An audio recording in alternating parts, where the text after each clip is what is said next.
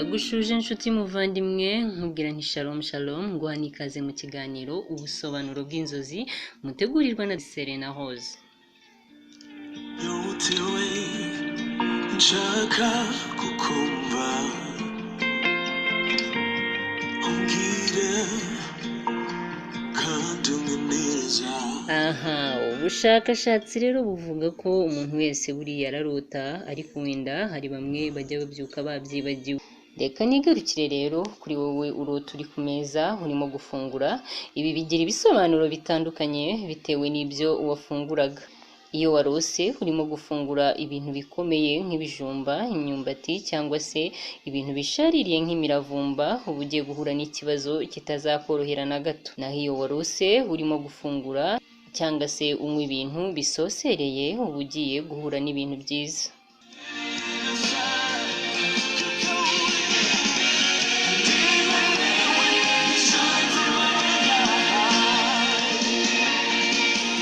Reka ngaruke kuri wowe urota urimo kurwana n'umuntu ufite ubumuga bwo mu mutwe cyangwa se umusazi.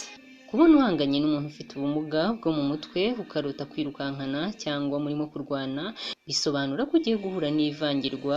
Iyo uyu muntu rero urose murwana ukamutsinda, bivuga ko n'ubundi bigeragezo ugiye kunyuramo uzabitsinda. Aha rero niwibona urimo kurwana nawe ukabona murarwanya aragutsinze, arakunesheje, biba bisobanuye ko hari ibibazo ugiye kwinjiramo kandi utazabasha kunesha. Aha rero bigusaba gusenga cyane kugira ngo Kristo aza kurwanirire. kandi unyemereza undacine bino bihe byanjye nawe. Reka nikomereze kuri wowe warose uri ku ishuri. Iyo urose uri ku ishuri rero uba ugiye guhura n'ibibazo bishobora kumara igihe kitari gito. Hari igihe uzibona ukora ibizamini ugatsinda, ibyo ni byiza cyane kuko uba utsinze ibigeragezo wari ugiye kwinjiramo.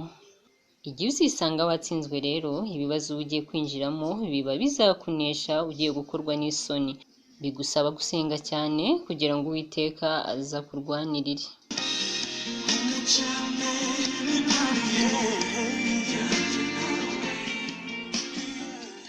Ushobora kurota rero injangwe. Iyo urose injangwe ni igisimba kigaragaraho umujinya cyane. Iyo urose injangwe rero bisobanura umujinya wuzuye inzika, higanjemo kugira nabi. Nurota izi nzozi senga cyane kuko ushobora guhura n'ibyago bigukomereye cyane.